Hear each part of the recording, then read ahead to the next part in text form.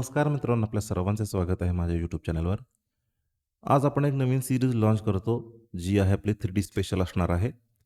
3Dसाठी मी बरेचसे सॉफ्टवेअर्स वापरलेत, पण मला SketchUp प्लस Inkscape ह्या दोन्ही सॉफ्टवेअरचा खूप फायदा झालेला आहे. हे वापरणं खूप ईझी आहे. तर हा आपला पहिला व्हिडिओ असणार आहे. तर ह्या व्हिडिओमध्ये आपण SketchUp म्हणजे काय, इंटरफेसचा ओव्हरव्ह्यू, टूलबार्स कसे कस्टमाइज करायचे आणि सर्वात महत्त्वाचं म्हणजे ऑर्बिट, पॅन, झूम हे 3 फंक्शन्स खूप वापरावे लागतात. ते कसे वापरायचे शॉर्टकटमध्ये ते सांगणार आहे आणि बेसिक नेव्हिगेशन टिप्स. तर मी SketchUp चालू करतो आणि ह्या व्हिडिओला सुरुवात करू. SketchUp ओपन केल्यानंतर तुम्हाला ही अशी विंडो दिसते. यामध्ये क्रिएट न्यू मॉडेल म्हणून हा पहिला टॅब आहे.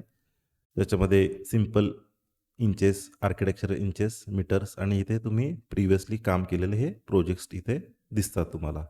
तर मी आता आर्किटेक्चरल इंचेस ओपन करणार आहे. कारण शक्यतो आपण काम ज्यावेळेला करतो त्यावेळेला ते फूट आणि इंचेसमध्ये करतो. त्यामुळे मी इथं हा ऑप्शन सिलेक्ट केलेला आहे. तर हा आपल्याला असा ओव्हरव्ह्यू दिसतो SketchUpचा. SketchUp माझ्याकडे 2021 आहे. तुम्हाला पाहिजे असल्यास तुम्ही 2024-25 सुद्धा डाउनलोड करू शकता. ही बेसिक विंडो आहे. हा जो टूलबार आहे, हा स्पेशली हा आहे तो Inkscapeचा आहे. ज्यावेळेला तुम्ही Inkscape इन्स्टॉल कराल ना, त्यावेळेला हा टूलबार तुम्हाला इथे दिसेल. तर इथे एक्सटेन्शनमध्ये हे Inkscape म्हणून आहे बघा. हा एक टूलबार तुम्हाला ॲड होऊन जाईल, ज्यावेळेला तुम्ही Inkscape इन्स्टॉल कराल त्यावेळेला.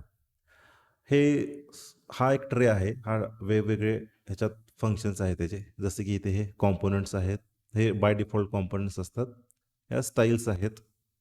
थोडक्यात इथं बघितला, इथं स्टाईल ह्या अशा वेगवेगळ्या स्टाईल्स आहेत. पुन्हा ह्या डिफॉल्ट स्टाईल्स आहेत. ह्या स्टाईल्स झाल्यावर हे टॅग्स आहेत. त्यानंतर हे शॅडोचे ऑप्शन्स आहेत. म्हणजे जर शॅडो आपण ऑन केली, तर हे आपल्याला हे असे शॅडोज आपल्याला ॲडजस्ट करता येतात. हे असे बघा, हे असे शॅडोज हे करायला लागतात. आपल्याला ॲडजस्ट करतात. मी काय काम करतो, आपलं माझा एक प्रोजेक्ट आधी एक झालेला, तोच मी सरळ ओपन करून दाखवतो म्हणजे तुम्हाला ते बरं पडेल.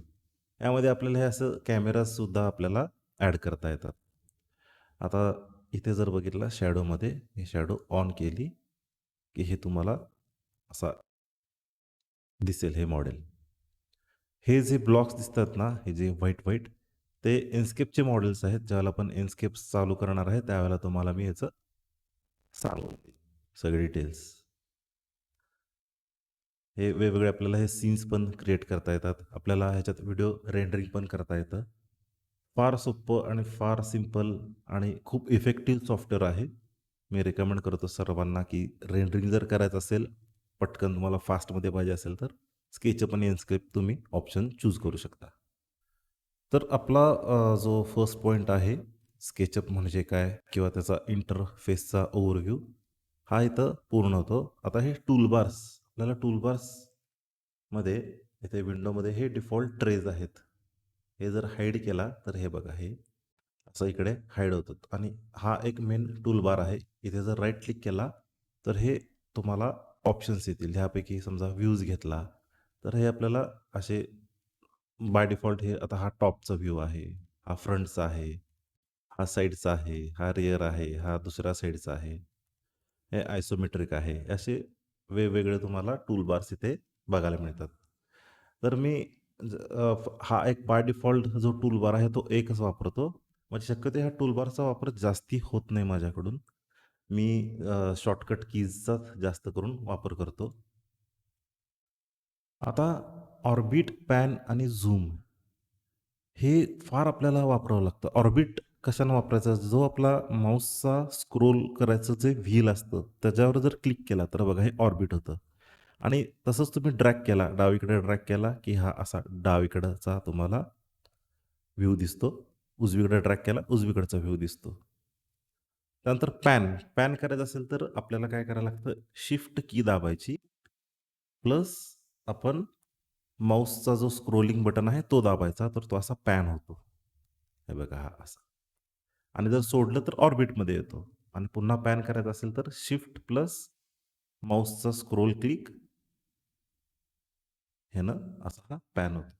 आणि झूम काय सोपंच आहे, की हे तुम्ही झूम केला, बाहेर आला, झूम केला, म्हणजे स्क्रोलनं तुम्ही स्क्रोल इन केला, की झूम इन होतं, स्क्रोल आउट केला, की स्क्रोल आउट होतं. आणि नॅव्हिगेशन टूल्स म्हणजे हेच टूल्स आहेत. आपण झूम, ऑर्बिट आणि पॅन हे आपले नॅव्हिगेशन टूल्स आहेत. डायरेक्ट जर तुम्हाला इथून जायचं असेल, तर हे बघा, हे ऑर्बिट आहे, हे आहे पॅन आहे, हे झूम आहे. हे तुम्ही लेफ्ट क्लिक केला माऊसचा, तर हा झूम इन होतो आणि असा हा झूम आउट होतो. आणि हे झूम एक्सटेंड आहे. जर ह्याच्यावर क्लिक केला, की तुमचं जेवढं मॉडेल आहे, तेवढं ते झूम एक्सटेंड होऊन जातं. सगळं ह्या विंडोमध्ये तुम्हाला ते दिसून जातं. कधी-कधी काय होतंय, की मॉडेल कुठेतरी एक मॉडेल कुठेतरी दुसरीकडे गेलेलं असतं. म्हणजे ह्या कोपऱ्यात समजा गेला असेल. समजा मी दाखवतोच तुम्हाला, एक समजा लाईन मारून दाखवली आणि आपण इथे काम करतोय आणि झूम एक्सटेंड केला ना, तर बघा ही लाईनसुद्धा ह्या विंडोमध्ये कव्हर होते. मग जे नको आहे ते आपल्याला हे इथून डिलीट करायचं आणि पुन्हा झूम एक्सटेंड करून बघितलं, तर आपलं जेवढं आपण मॉडेलवर काम केलं आहे, तेवढं आपल्याला हे झूम दिसतं आपल्याला. माझ्याकडे ह्याच्या काही टेस्ट फाइल्स असतील म्हणजे रेंडरिंगच्या. ह्याच्यावर मी फुल डिटेल व्हिडिओ केला आहे. तो पण तुम्ही चेकआउट करू शकता. मी ते मिळते का बघतो आणि तुम्हाला त्याचं Enscapeमधलं फायनल रेंडर दाखवतो.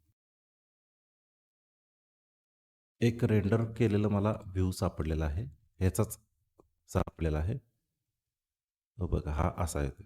हा मला रीलला लावायचा होता म्हणून मी हा व्हर्टिकल केलेला. जर तुम्हाला हॉरिझॉन्टल करायचं असेल, तर तुम्ही हॉरिझॉन्टल पण करू शकता. ते सेटिंग्ज आहेत ते मी पुढं सांगेन. तर आजच्या व्हिडिओमध्ये एवढंच आहे. नेक्स्ट व्हिडिओमध्ये आपण हे सर्व टूल बार्स बघणार आहोत. या टूल बार्सचा वापर करून आपण एक बेसिक मॉडेल तयार करणार आहोत. जे आपण AutoCADच्या सीरीजमध्ये जो प्लॅन ड्राफ्ट केलेला आहे का बंगलोचा, तोच प्लॅन आपण इथे इम्पोर्ट करून आपल्याला त्या प्लॅनवर काम करायचं आहे. त्याच्यावर मी तुम्हाला दाखवणार आहे, की एखाद्या छोट्याशा रेसिडेन्शियल बंगलोचं आपण 3D कसं करतो. तर भेटू नेक्स्ट व्हिडिओमध्ये.